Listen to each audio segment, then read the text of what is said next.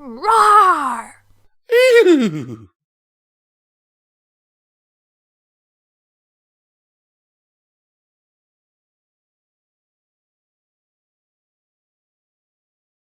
Take 2 by BlackWater.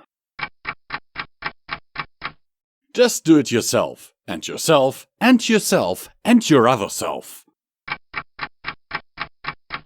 No more games.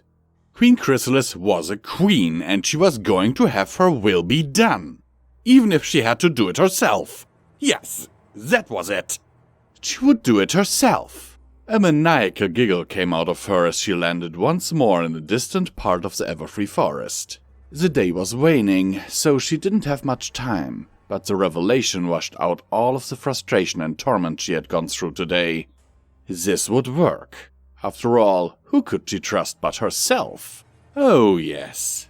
Even if these were mere magical construct copies, Twilight Sparkle and her friends would be no match for an army of chrysalises. Chrysali? What was the plural on her name? Whatever. Time to make an army of queens. Zap! A precious old-growth tree was burned with a jagged symbol that marked Chrysalis's birthright. That was after she begrudgingly plucked a hair from her mane and tacked on a photo of herself. She had lots of those. Photos of herself. And no pony around to ask why. That was one. She repeated the process a second time.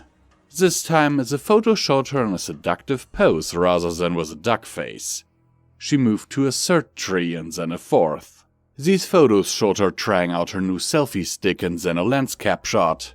20 seconds later, and the lens cap shot was replaced by a photo of her tanning at the beach. Zap, crack, bam! Her mark was added to the other 3. That meant 4 down. It was at this point that Chrysalis was definitely not huffing and puffing with exertion, low on energy from the day's earlier exploits. She was also short 4 hairs and was looking at her remaining stack of photos. She really didn't want to waste any more of them. These were the only copies she had, and the rest were the best.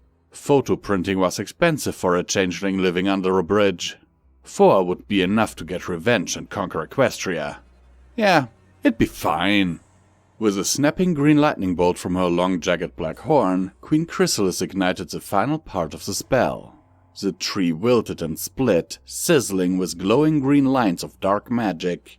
In the center of the life-drained plants were 4 identical copies of herself.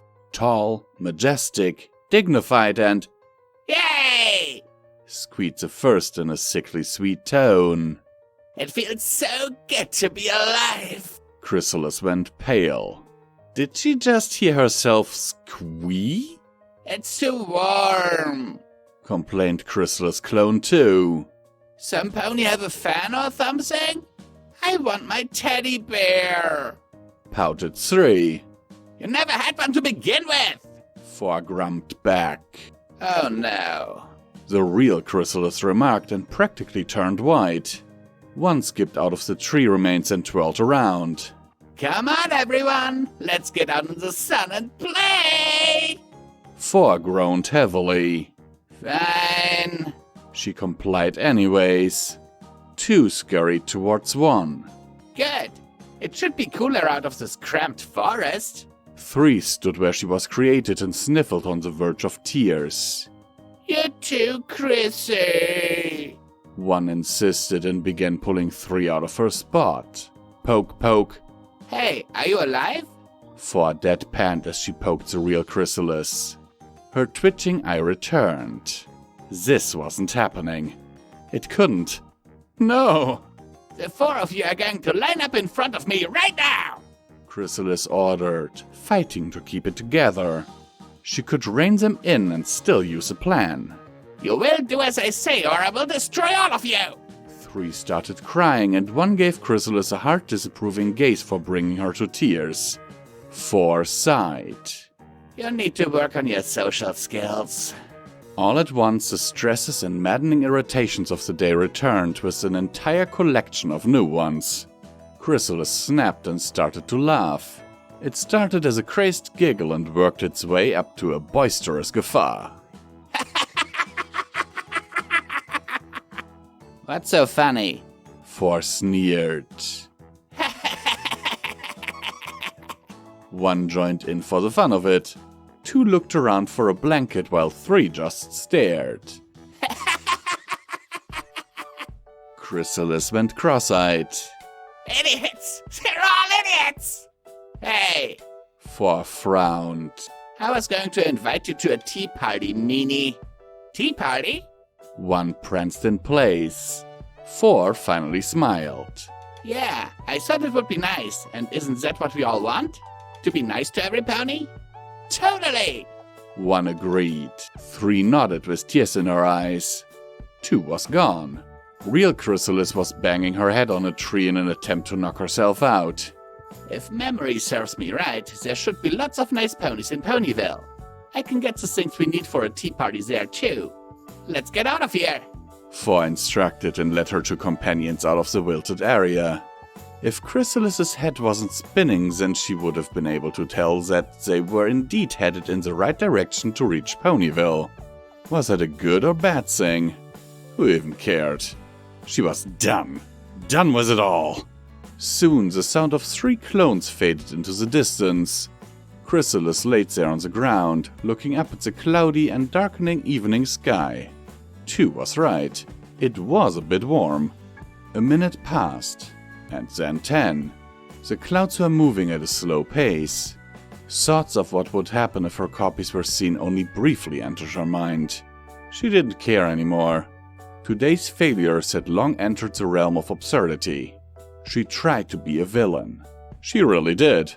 But it just wasn't meant to be. So it was just... whatever. Oof. What?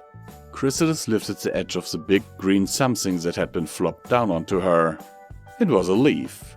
A huge, heavy, dark green leaf. I found it! 2 smiled from above her, looking down at Chrysalis where she laid on the ground. It's kind of warm, so these huge leaves should work just as fine as blankets. Might get cold during the night after all. Wouldn't want you to catch a cold, Cry. A poisonous comeback came to mind, but she didn't have the energy to conjure up a biting tone for it. So instead of trying to dig into her clone's insecurities, which she knew quite well, all she could manage to come out with was a Sure, whatever. She turned onto her side and held the leaf to her body. It beat sleeping under the bridge at least. Maybe she could even get a free meal out of her clone in the morning. If she could suppress any worries about where the ingredients might originate from. Meanwhile, Ponyville was in chaos. Princess Twilight Sparkle and her friends were attempting to deal with 3 nice Chrysalis clones. Hello everyone, this is Visual Pony from Pony&Wolf Productions, and I thank you for taking the time out of your day to listen to this video. At this point, I want to thank all of our amazing patrons on Patreon for supporting this channel with their monthly donations and keeping the lights on around here. Now, more than ever, it is important that you support your favorite content creators, because due to YouTube's new content policy changes, we, along with other content creators, had to demonetize a lot of our most profitable videos. For us, those are the Fallout Equestria stories. As you can see on the graph on screen right now, our earnings per video used to be relatively okay. Even though the earnings were never enough for a viable career, it was enough for a good, decent side income. Now we are struggling to pay our bills. If you want to support us for as little as $1 a month, you can do so by clicking on our Patreon link down in the description below. And you can get wonderful perks like, for example, early access to all of our stuff. Sometimes things like this are recorded months in advance. Voice acting lessons from me or Midnight, if you really want to. And you can join our Patreon Discord server. Even though it may look like there's not much going on in there, I am actually checking it on the daily. Thank you for listening to this message, and I wish you a wonderful, wonderful day.